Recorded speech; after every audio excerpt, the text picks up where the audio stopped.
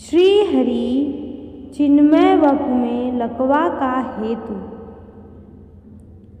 विगत शनिवार 24/9/1977 को श्री गोवर्धन से पूज्य श्री पंडित जी का बड़ा भाव भरा पत्र मिला, जिसमें पूज्य श्री बाबा के स्वास्थ्य के बारे में उत्सुकतापूर्ण जिज्ञासा व्यक्त की गई थी।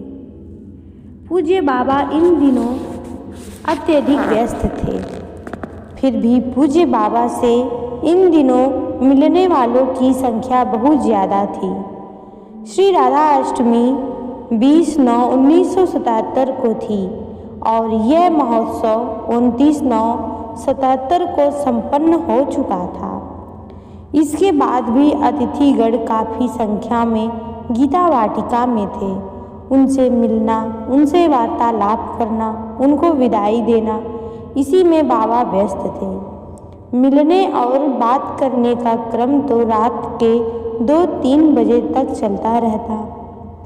3-3.5 घंटे सोने के बाद जो ही पूज्य बाबा उठते, मिलने एवं बात करने का क्रम चल पड़ता और फिर रात के वे ही 2-3 बजते थे। पूज्य बाबा की ऐसी क्षमता देखकर आश्चर्य होता है। पूज्य बाबा को अन्न ग्रहण किए हुए आज शायद 4था अथवा 5वां दिन है। प्राकृतिक चिकित्सक महोदय उनको उपवास करवा रहे हैं तथा दिन भर में अत्यल्प मात्रा में रसाहार मुख के अंदर जा पाता है। इतने अल्प रसाहार के बाद भी दिन भर लगातार बोलना एक आश्चर्य ही है। पूज्य बाबा तो एक थे और उनसे मिलने वाले कई। मिलने वालों की तालिका बड़ी लंबी होती थी। परिस्थिति जो भी हो, पूज्य बाबा को मुझसे सुनना था।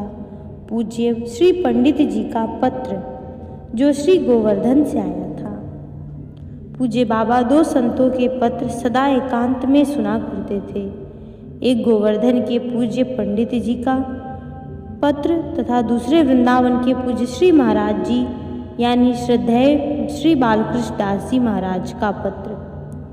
घोर व्यस्तता के बाद भी पूज्य बाबा ने मेरे लिए 15 मिनट का समय निकाला, पर समय लग गया 15 के स्थान पर 20 मिनट। पूज्य बाबा अपने बिस्तर पर लेट गए। मैं पत्र को पढ़कर सुना रहा था। पूज्य पंडित जी का पत्र छोटा होकर भी इतना भावपूर्ण था कि पूज्य बाबा की भावनाएं उद्वेलित हो उठी। मुझे समय रात को 8 बजे मिला था। दिन भर लोगों से मिलते मिलते पूज्य बाबा एकदम थक चुके थे। इस समय वह सारी व्यस्तता, वह सारी थकावट, वह सारी श्रांति न जाने कहाँ चली गई। न मस्तिष्क पर व्यस्तता का भार, न शरीर में थकावट के चिन्ह और न मन पर शांति का प्रभाव। सारी व्यस्तता, सारी थकावट, सारी श्रांति से इतना जल्दी अतीत हो जाना, तुरंत भाव के धरातल पर प्रतिष्ठित हो जाना मेरे लिए विस्मय का हेतु बन गया।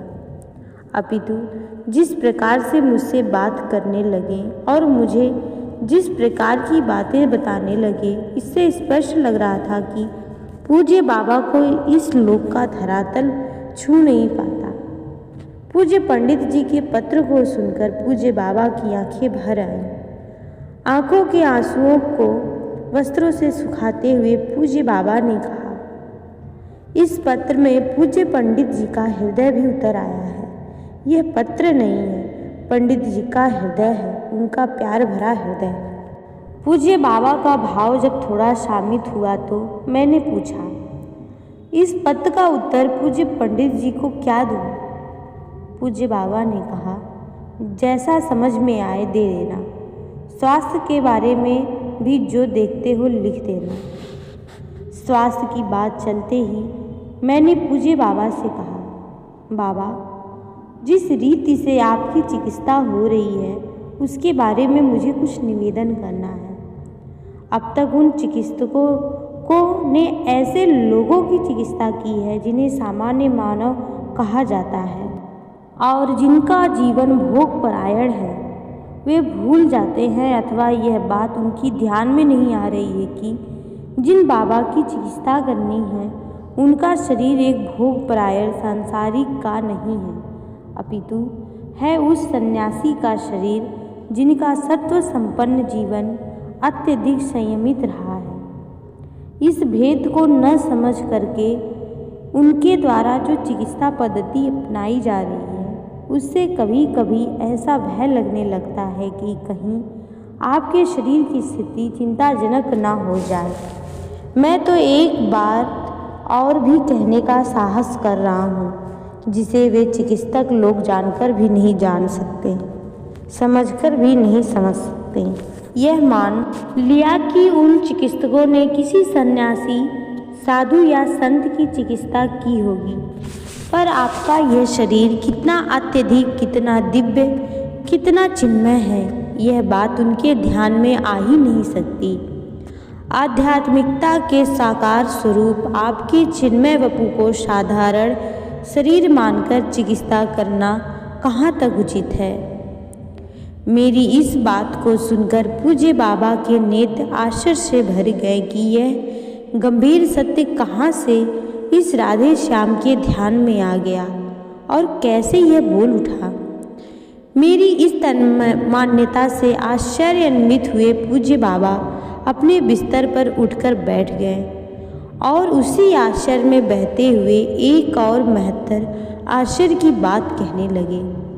पूज्य बाबा ने कहा, आपने जो बात कही वह बात उनके मस्तिष्क में उतर ही नहीं सकती। इससे भी अधिक गंभीर एक तथ्य और भी है जो कभी भी उनके मानस पटल पर उभर नहीं सकती। मेरा यह रोग कर्मज रोग नहीं है और मेरे किसी कर्म के फल के रूप में यह रोग मेरे शरीर पर नहीं आया है। दो व्यक्ति हैं, उनसे एक कर्म घटित हो गया है। पूज्य बाबा ने उन व्यक्तियों का नाम नहीं बताया और यह भी नहीं बताया कि वे दोनों पुरुष हैं अथवा स्त्री हैं अथवा स्त्री पुरुष। उनके उस कुकर्म का 15 आना फल मैंने अपने ऊपर झेल लिया है और ईश्वरीय विधान को सम्मान देने के लिए एक आना भाग उनके लिए छोड़ दिया गया है, पर उस एक आना फल में उनको अपार और साहस यातना भोगनी पड़ जाएगी। कुकर्म करके भी उनके अंदर खेद किया, दुख किया, पछतावा की भावना नहीं जग रही है। इसको देखकर भगवान श्री कृष्ण में बड़ा रोष है। जिनके द्वारा यह गुरुतर अपराध घटित हुआ है उस अपराध की जानकारी मुझे 16 दिन तक नहीं हुई। 17वें दिन प्रियतम श्री कृष्ण ने सारा कच्चा चिट्ठा मेरे सामने रख दिया। सारी बात जानकर मैं असमंजस में पड़ गया। फिर मैंने उनसे ही कहा, मैं तुमसे क्या कहूँ। प्रापंचिक धरातल पर से मैंने स्वयं को समेट लिया है, अतः मेरे कहने के लिए कुछ स्थान रहा नहीं, पर तुमने सदा मेरी रुचि का रखा है। अब मेरी एक रुचि और रख लो। मेरा अनुरोध है कि यह अपराध तुम मुझ पर हस्तांतरित कर दो। इस अपराध का फल मैं भोगूं। मेरा निवेदन सुनकर प्रीतम श्री कृष्ण के नेत्र सजल हो उठे। मेरी रुचि को रखने के लिए ही उस कुकर्म का 15 आना फल मेरे ऊपर आ गया है। प्रीतम की प्यार भरी भेंट समझकर मैं इसे हंसते हंसते झेल लूँगा। मेरी रुचि को प्रीतम श्री कृष्ण द्वारा स्वीकृति मिलते ही मैं किसी भी संकट का स्वागत करने के लिए तैयार बैठा था। मुझे यह ज्ञात नहीं था कि वह संकट लकवे के रूप में आएगा, पर वह इसी रूप में आया और गत 20 अगस्त की रात्रि में लगभग 8 बजे परिक्रमा करते करते सबके सामने यह शरीर लकवाग्रस्त हो गया। परिक्रमा पथ में गिर पड़ा। मेरे इस लकवे का भीतरी और वास्तविक हेतु तो यह है, इसे ये चिकित्सक लोग क्या जाने और कैसे समझे। मैं पूज्य बाबा की सारी बातें बड़े ध्यानपूर्वक सुन रहा था। लकवे के कारण को जानकर मेरी भावधारा में बड़ी शीघ्रता से एक मोड़ आया और उसी समय मैंने पूज्य बाबा से विनम्र रीति से निवेदन किया, आपने एक व्यक्ति की कर्म राशि अपने ऊपर लेकर और उस व्यक्ति को बहुत बड़ी छूट देकर उसे बहुत बड़ी राहत दे दी। पर क्या आपको हम लोगों का ध्यान नहीं है जो कितना अधिक विकल हो रहे हैं? आपके कष्ट को देखकर क्या हम लोगों की भावनाएं आकुल नहीं होती? पूज्य बाबा ने बड़ी प्यार भरी भाषा में कहा, यदि ऐसा सबको हो जाता तो फिर बात ही क्या थी। पर ऐसे कितने लोग हैं, बहुत थोड़े, अंगुली पर गिन जाने योग्य। मेरे ऊपर 3500 व्यक्तियों का भार है। सबकी कर्म राशि का हिसाब मुझे देखना है। विगत जाड़े में मैं जो मौन रहा, तब 3 मास तक सबका हिसाब बैठाने में मुझे बड़ा संघर्ष झेलना पड़ा।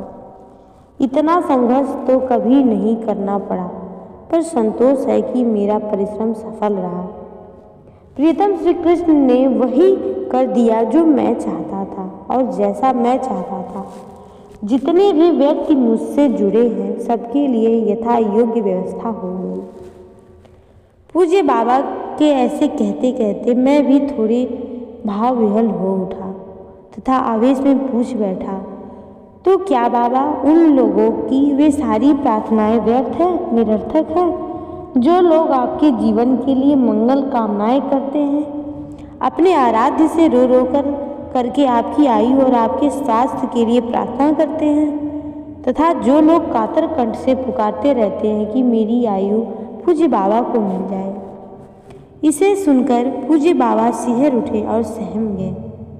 वे बड़े प्यार से कहने लगे, जिनकी ऐसी प्रार्थना है उनकी प्रार्थना तुरंत स्वीकृत हो जाती है। यदि पोद्दार महाराज की तरह विश्व के प्राणी मात्र से उनकी एक आत्मा होती जिसका ऐसा धरातल है, उनकी प्रार्थना के स्वीकृति में संदेह नहीं। हाँ, एक बात और हो सकती है। इस प्रकार की प्रार्थना के प्रभाव से उस प्रार्थना करने वाले के जीवन में भाव की नवीन किरणों का उन्मेष होकर शायद जड़ चेतन के कण कण से आत्म भाव स्थापित हो जाए और फिर उसकी प्रार्थना सच हो जाए। यदि इस प्रकार का कुछ भी नहीं होता हो तो भी अंतर जगत में उस प्रार्थना का प्रभाव किंचित दंश में भी प्रतिफलित अवश्य होगा। उसकी प्रार्थना अनसुनी जाए यह नहीं होगा।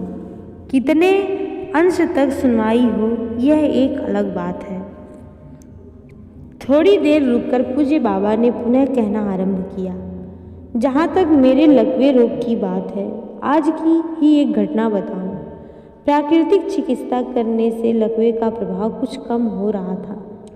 आज श्री राज्य की परिक्रमा देने के लिए मैं ज्यों ही परिसर में आया, मुझे ऐसा लगा कि सारा अंग अथवा सारा दाहिना अंग पुनः लकवे से ग्रस्त हो जाना तथा लकवा का दौरा होने वाला है। मेथी अजवाइन के प्रयोग से एक बार पुनः इस दौरे का निवारण हो गया। इसमें काफ़ी समय लग गया। इसके बाद परिक्रमा करने के लिए मैं प्रस्तुत हुआ। परिक्रमा करने के पूर्व गुदड़ी रखकर तथा उस पर हाथ रखकर मैंने अपनी अर्चना आरंभ की। उस समय मुझसे प्रियतम श्री कृष्ण ने कहा, तुम कहो तो अभी तुमको इस लकवा से मुक्त कर दूं, पर एक शर्त है। मैंने पूछा, क्या शर्त है? प्रियतम श्री कृष्ण ने कहा, प्रवचन देना आरंभ कर दो, जिसके लिए एक बार तुमको सेठ श्री जयदयाल गोविंदका कह चुके हैं। बात यह है कि पहले मैं प्रवचन दिया करता था तथा श्रोतागण बहुत प्रभावित होते थे। श्री पोद्दार महाराज के कहने पर मैंने प्रवचन देना बंद कर दिया। श्री सेठ जी ने चाहा कि मैं प्रवचन देना आरंभ कर दूं, पर यह कैसे संभव हो सकता था कि मैं श्री पोद्दार महाराज की बात को एक किनारे रख दूं। वही बात मैंने प्रीतम श्री कृष्ण से कही। यह भला कैसे संभव है? भले लकवा रोग बना रहे। वे मौन रहे, उनके नेत्र झुक गए। सच पूछा जाए तो मेरे प्यार की जीत हुई। मैं श्री पोद्दार महाराज के प्रति प्रतिश्रुत हूँ। मैं कैसे इसकी अवहेलना कर सकता था? इतना ही नहीं, जब जब ऐसे अवसर आते हैं मैं प्रियतम श्री कृष्ण से यही कहता हूँ कि तुम उनके जो मुझसे जुड़े हैं अथवा जो एक बार भी मेरे संपर्क में आए हैं उन सबके उज्जवल पक्ष को देखो। कहते कहते पूज्य बाबा थोड़ा गंभीर हो गए। कुछ क्षण मौन रहकर बाबा एक प्रसंग बतलाने लगे। एक व्यक्ति है जो आजकल मेरी अपचर्चा करता है और वह मेरी सुंदर चेष्टाओं का भी अन्यथा अर्थ लगाता है। उस पर प्रियतम श्री कृष्ण की दृष्टि अनुकूल नहीं। उनकी दृष्टि में क्षोभ देखकर मैं प्रियतम श्री कृष्ण से कहता हूँ कि तुम उसकी वर्तमान चेष्टा मात्र को क्यों देख रहे हो। तुम उस दिन का स्मरण करो जब वह विद्यालय में पढ़ाता था। उसका हृदय श्रद्धा से भरा हुआ था। प्रणाम करने के पहले जूता खोलने में जो समय लगा वह भी उसको भारी लग रहा था। जूता खोलकर किस भाव भरे हृदय से उसने प्रणाम किया था। तुम उसके जीवन के इस उज्जवल पक्ष को देखकर उसके प्रति ढरो। अस्तु, मैं कहना यही चाहता हूँ कि जितने भी व्यक्ति मुझसे जुड़े हैं सबके लिए सुंदर व्यवस्था मैंने उनसे करवा दी है। मैं बातें और भी करना चाहता था पर अभी कई व्यक्ति अवसर की प्रतीक्षा कर रहे थे।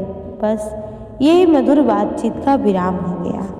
जय जय श्री राधे।